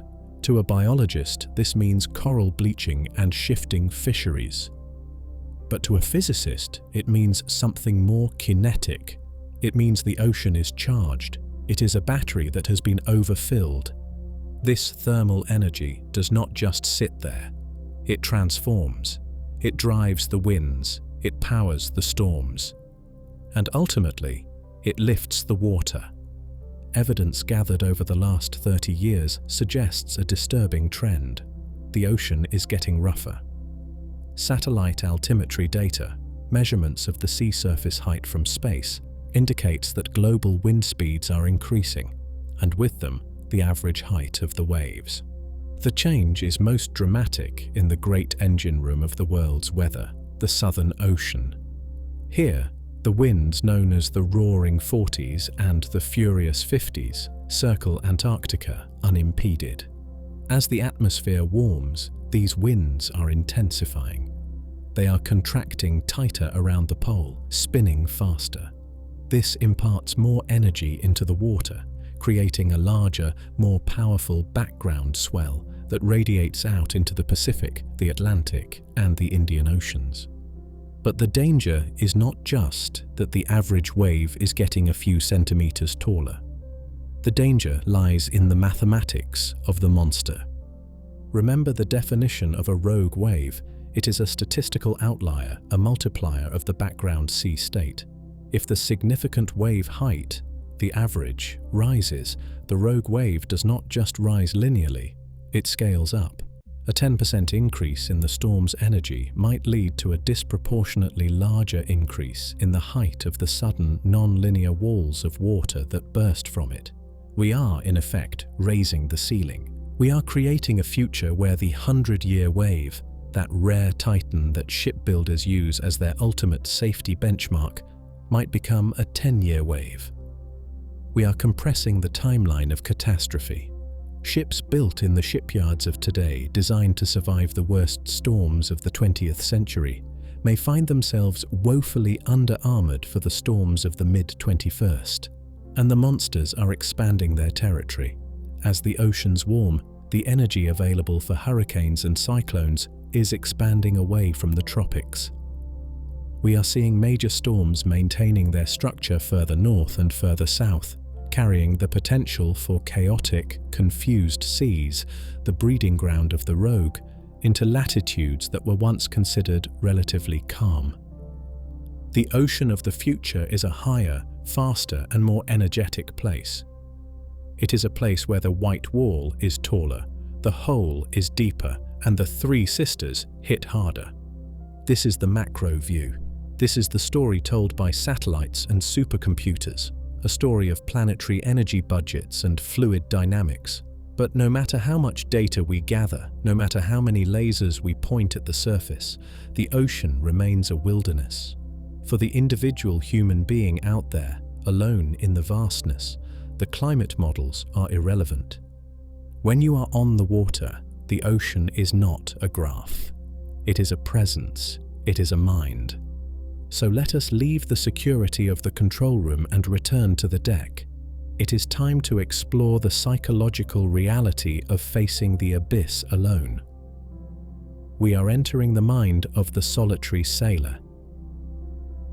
In the deep ocean, the isolation is absolute. The nearest human beings are often not on Earth, but in the International Space Station orbiting overhead. In this environment, the human brain, an organ evolved to find patterns, to detect faces in the leaves and predators in the grass, begins to malfunction. It starts to project agency onto the water. This is pareidolia on a planetary scale. A sailor alone in the cockpit at 3 a.m., battling a gale in the Southern Ocean, stops seeing the waves as physics. The wind howling through the rigging stops sounding like moving air. It begins to sound like a voice. The waves stop looking like random heaps of water. They begin to look like intent. They seem to watch. Survivors of rogue wave encounters often report a chilling sensation just before the impact. They describe a feeling of being hunted. It is not uncommon to hear sailors speak of a malevolence in the sea state. They describe the rogue wave not as an accident, but as a creature that stood up to look at them. They describe the way it seemed to wait for the moment of maximum vulnerability, when the boat was beam on, or when the skipper was below decks making coffee before it struck. This is, of course, a trick of the mind. The ocean is not alive. It does not hate the ship. It does not know the ship is there. But the psychological weight of the rogue wave is almost as damaging as the physical impact. It destroys the sailor's trust in the world.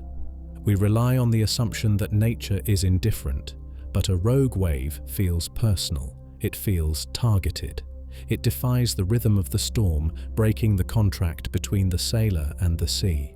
When the wall of water rises out of the darkness, defying the logic of the previous 1,000 waves, it feels like a betrayal. And even for those who are safe on land, looking at the ocean from the shore, there is a lingering, primal unease. We look at the dark water and we feel a deep ancestral warning. We know that we do not belong there. We are terrestrial creatures made of bone and gravity, intruders in a fluid world. The rogue wave is the ultimate manifestation of that exclusion. It is the ocean reminding us with violent clarity that our technology, our steel, and our courage are guests here, and guests can be evicted. This brings us to a difficult philosophical truth. We want to believe that the world is built for us. We want to believe that if we are smart enough, careful enough, and strong enough, we can conquer the dangers of the wild. But the ocean teaches a different lesson. It teaches us the lesson of the indifferent abyss. We crave meaning. As a species, we are storytellers. We look at a storm and see anger. We look at a calm sea and see peace. We project our own emotions, our own morality, onto the canvas of the natural world. When a rogue wave strikes a ship, swallowing it whole in the night, our instinct is to ask, why? We search for a reason, a flaw in the captain's judgment, or a malice in the water itself. But the ocean teaches a harder, colder lesson. It teaches us the philosophy of indifference. The writer H.P. Lovecraft, gazing out at the dark Atlantic, understood this better than anyone. He realized that the true horror of the cosmos is not that it is inhabited by monsters who hate us. The true horror is that the cosmos does not know we exist. A rogue wave is the physical embodiment of this cosmic indifference. It is not cruel, it is not evil, it is simply an equation balancing itself out. Consider the physics we have discussed. The wind transfers energy to the water. The currents compress the swell. The non-linear mathematics steal energy from one wave to feed another. When that tower of water rises 30 meters into the air, it is not attacking. It is merely obeying the laws of thermodynamics. It is gravity and kinetic energy resolving a temporary imbalance.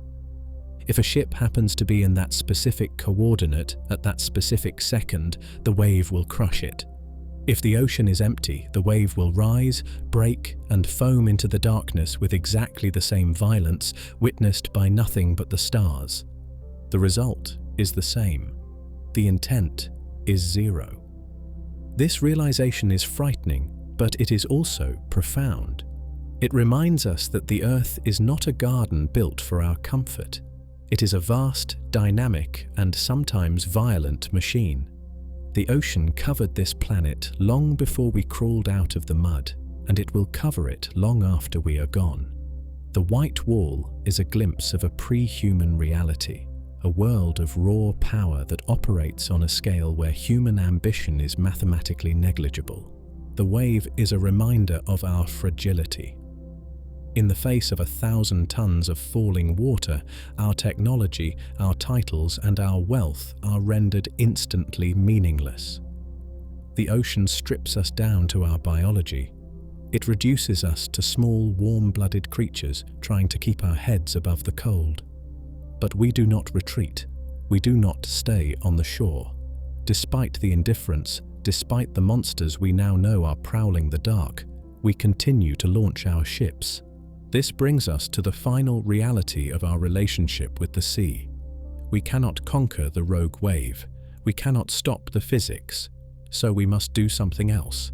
We must learn to live in the shadow of the giant. We live in a civilization built on risk. Look around the room you are in right now. The electronics you use, the clothes you wear, the fuel that powers the lights overhead, almost all of it at some point floated. 90% of everything the human race makes, buys and sells, travels by ship.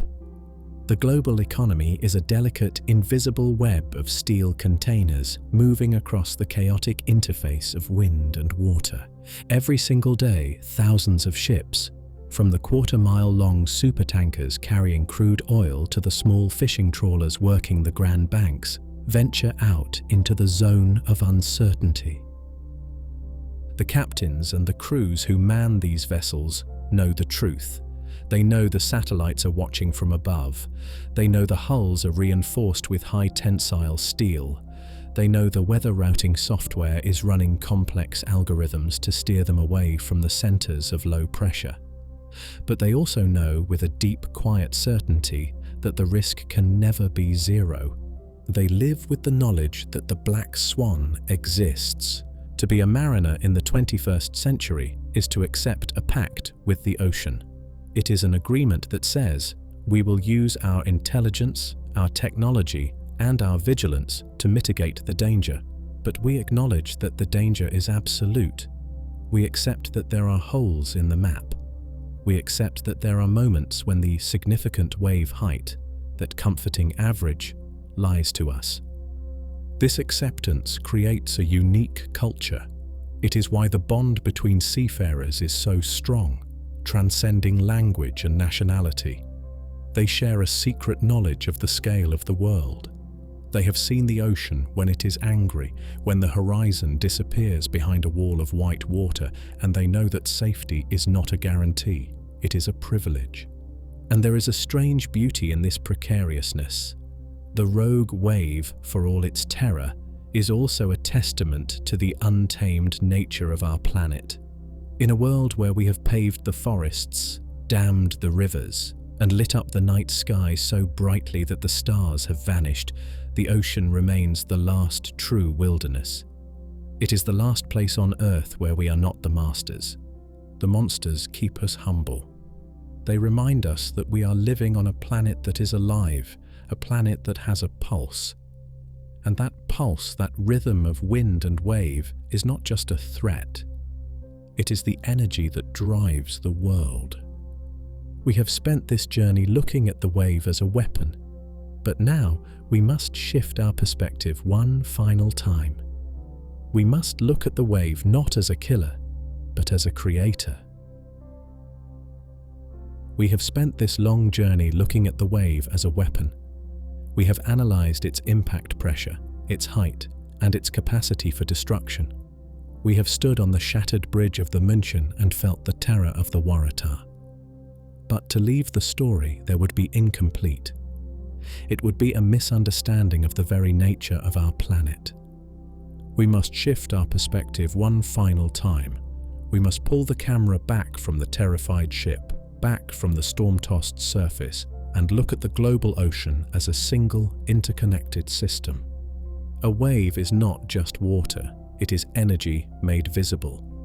To understand the rogue wave, we must look not at the sea, but at the star that burns 150 million kilometers away. The sun. The heat of the sun falls on the equator, warming the air. This hot air rises, creating a vacuum that pulls in cooler air from the poles. This planetary exchange creates the trade winds and the westerlies. These winds, invisible rivers of air, reach down and grip the surface of the sea. Through the simple, rough friction of air against liquid, the thermal fire of the sun is transformed into the kinetic motion of the water. A wave, therefore, is stored sunlight.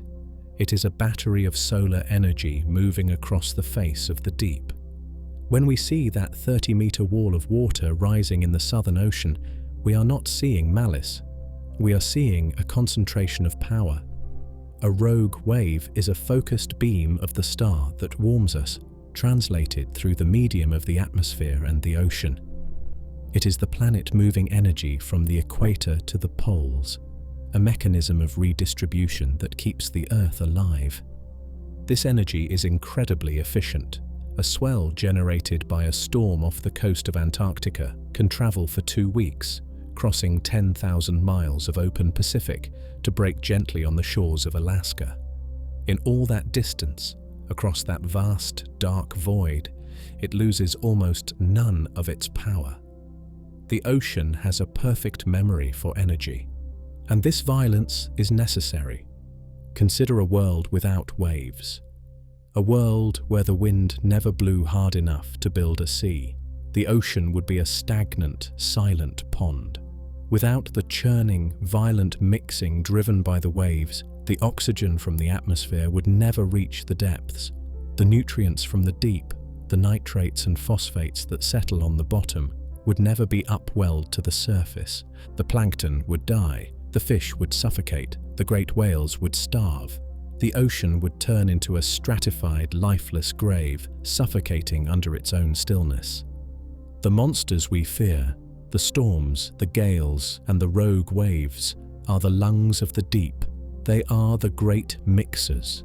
When a rogue wave breaks, when it collapses millions of tons of aerated white water into the abyss, it is injecting life into the dark. It is driving the circulation that regulates our climate. The currents that create the Agulhas Trap are the same currents that keep Europe warm in the winter. The winds that build the dropner wave are the same winds that bring the rain to the harvest. The chaos is not an error in the code. The chaos is the code. So when we think of the rogue wave, we should not just see a killer. We should see the raw, majestic, and terrifying power of the home we inhabit.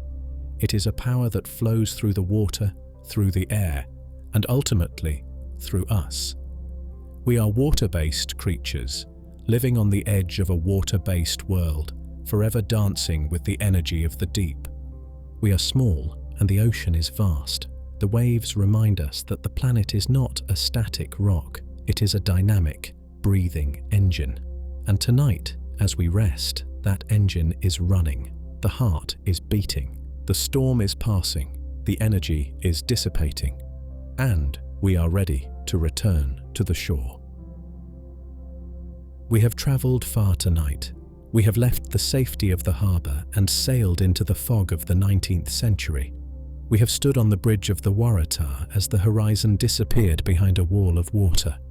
We have measured the impossible geometry of the Ramapo wave and analysed the twisted steel of the München.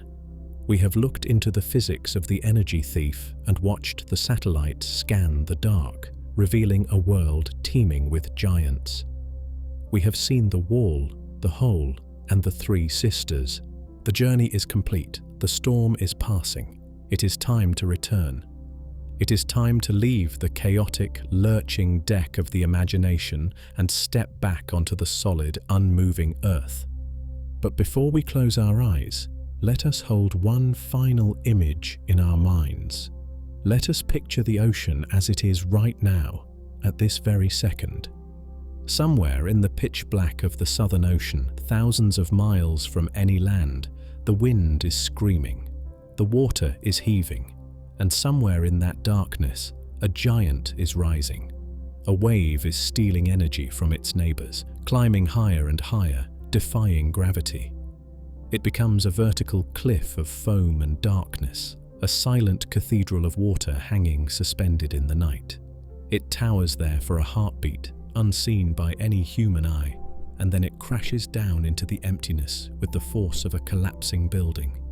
It happens, it destroys, and then it vanishes. The ocean resets, the average returns. This violence is the reality of the planet, but you are not there. You are here. Feel the stillness of the air in your room. It is not moving at 60 knots. It is calm. Feel the stability of the ground beneath you. It is not pitching or rolling. It is anchored deep into the crust of the earth. You are in a fortress of dry land, protected by millions of years of geology. The monsters are real, but they are far away. They are locked in their eternal distant dance with the wind. They cannot reach you. They are merely stories, ghosts of energy moving through a medium that is not your home. You can let the image of the white wall fade. You can let the tension of the storm drain out of your muscles. The adrenaline that kept the sailors of the Ramapo awake is not for you. Your watch is over. Listen to the silence. It is the opposite of the roar. It is a heavy, warm, and protective blanket. Now, replace the image of the rogue wave with its opposite. Imagine a shore, a quiet, sandy beach at twilight. The wind has died. The ocean has spent its fury. What remains is a gentle, rhythmic, linear swell. Small waves, inches high, lapping against the sand. Hissing softly. Retreating. Returning. This is the lullaby of the planet, the slow, steady heartbeat that has rocked life to sleep for eons. Let your breathing match this rhythm. Slow, regular, predictable, up and down, in and out. The ocean breathes, the planet turns in the quiet dark. The giants are sleeping in the deep, and you are safe. Rest now. Good night. We are a boundary event. But there is a strange, humbling comfort in this. We are part of the rock now. We are written into the very geology of the world. Long after the atmosphere is stripped away, long after the oceans boil, long after the sun expands, that thin, radioactive, plastic-laced line will remain. It is a memory that the Earth cannot forget. But our legacy is not just trapped in the rock. It is also floating above it. Even as the earth dies, even as the wind stops and the dust settles, a silent, glittering ring of artifacts continues to orbit the corpse of the planet. We are not the masters of the earth. We are a layer of sediment. We are a geological event trapped in the rock. But there is a strange, paradoxical comfort in this. While our footprint on the surface is destined to be erased by the grinding machinery of the planet, our legacy is not entirely confined to the ground. We have done something that no other species in the 4.5 billion year history of the Earth has ever done. We have touched the sky, and in doing so, we have built a monument that will outlast the Earth itself. Even as the Earth dies, even as the wind stops and the dust settles, a silent, glittering ring of artifacts continues to orbit the corpse of the planet. We have surrounded our world with machines. Since the middle of the 20th century, we have launched thousands of satellites, probes, and rocket stages into the black. We have woven a web of titanium, gold foil, and silicon around our home. Most of these objects, the ones in low Earth orbit, the spy satellites, the space stations, the constellations of internet relays, are doomed. They drift in the tenuous upper atmosphere, where there are still just enough wisps of gas to create drag. Friction is a patient thief. Over decades or centuries, it steals their momentum. Gravity wins. They are dragged down to burn up as shooting stars, their atoms returning to the atmosphere from which they came.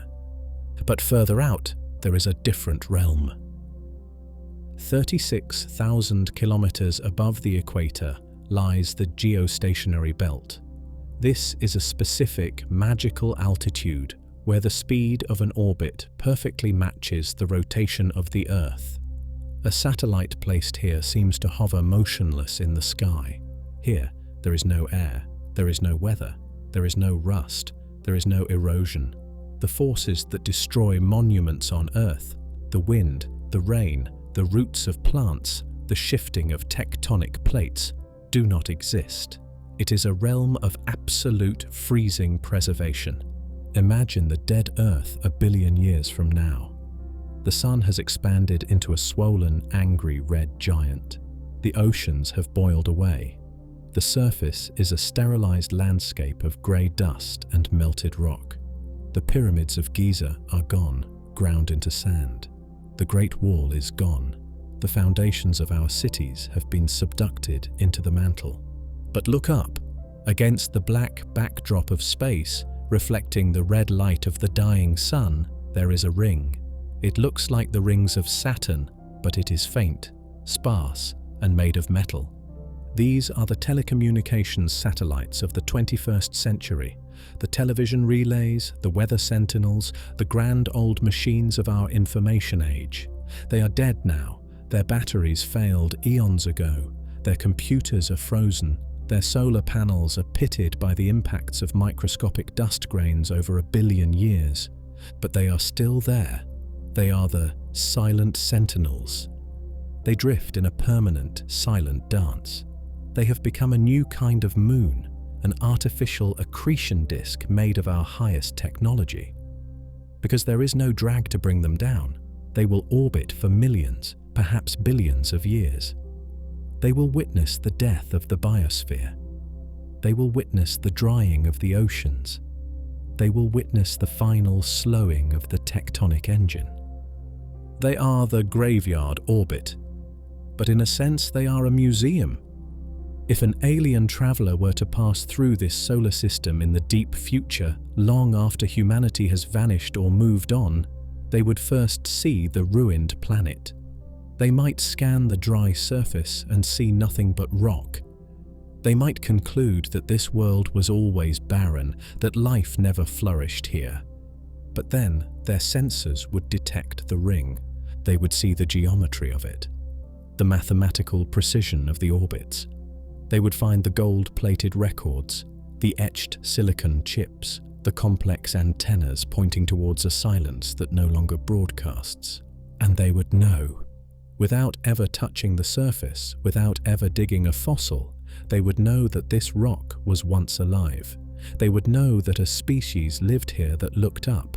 They would know that we had hands, that we had math, and that we tried to speak across the void. The satellites are our message in a bottle, cast not into the ocean, but into the river of time. They are the final proof of our existence. The map has changed. The ocean has died. The engine has stopped. The trace has been left in the rock and in the sky.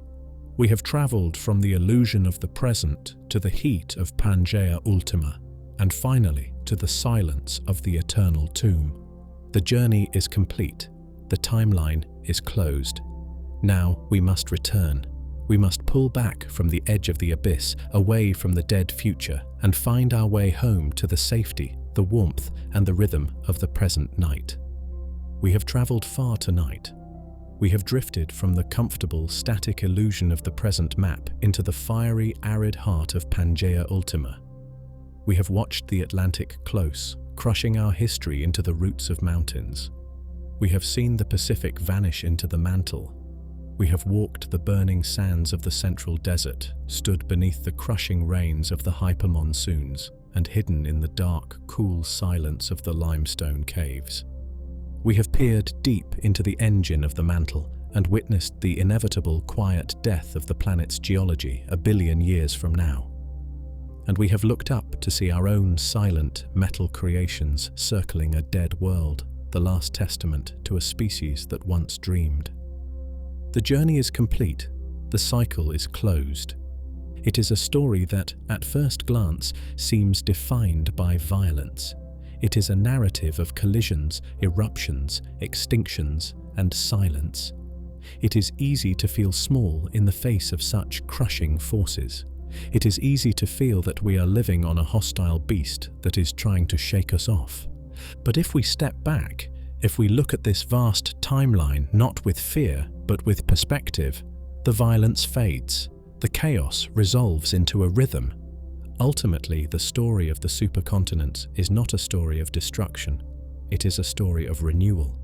The Earth is not a dead rock that is falling apart, it is a living system that is constantly rebuilding itself. The Wilson cycle, that slow 500 million year drift from Pangaea to Pangaea, is the heartbeat of our world. It is the respiration of the planet. The Earth inhales, pulling the continents together, recycling the old, cold ocean floor into the fire of the mantle to be melted and reborn. And then it exhales, rifting the land apart, birthing new oceans, creating new coastlines, and releasing the chemical nutrients that allow life to flourish in the shallows. We are afraid of the movement because we are small. We are afraid of the change because our lives are measured in decades, while the Earth measures time in eons. But the movement is what keeps the planet alive. Without the drifting plates, the carbon cycle would stop. The climate would freeze into a permanent snowball or boil into a permanent Venusian hell. The Earth would have died billions of years ago, becoming a stagnant tomb. The very thing that threatens us, the shifting ground, is the thing that sustains us. It is the engine that regulates the air we breathe and the water we drink. We are the children of this drift. Our ancestors evolved in the rift valleys created by the breaking plates. Our civilizations rose on the fertile deltas formed by the eroding mountains. We are here, thinking and feeling, only because the engine below is still running. And so, we must make peace with the monster. The Pangaea of the future is coming. The heat is coming. The silence is coming. But it is not coming today. We are living in the golden age. We have been granted a pause, a beautiful, temperate, and stable interlude between the great collisions. The Atlantic is open, cooling the winds. The rains are falling. The continents are scattered just enough to let the oceans breathe. We are safe in the Goldilocks zone of geological time. The trap has not yet shut. So as you lie here tonight, in the warmth and safety of your bed, let your mind return from the distant future. Let the image of the burning supercontinent fade into the dark. Let the salt giants and the toxic oceans dissolve back into the blue, calm reality of the present. Feel the gravity that holds you to the mattress. That gravity is not just a force, it is an embrace. It is the hold of a planet that is vast, heavy, and incredibly patient. Listen to the silence of the room. It is not an empty silence. It is a quiet hum. Imagine the ground beneath your home. Go down past the soil, past the bedrock, past the crust. Deep below, the great rivers of stone are still flowing. The engine is still turning, slow and steady, carrying you, carrying your city, carrying the entire continent on a journey that will last forever. You do not need to worry about the destination. The journey is too slow to feel. The Earth is holding you. The cycle is turning. The giant is awake, but it is moving with the gentle, imperceptible rhythm of a mother rocking a cradle. You are part of the rock. You are part of the water. You are part of the drift. Let go of the map. Let go of the time. The world is turning in the quiet dark, and you are safe. Rest now. Good night.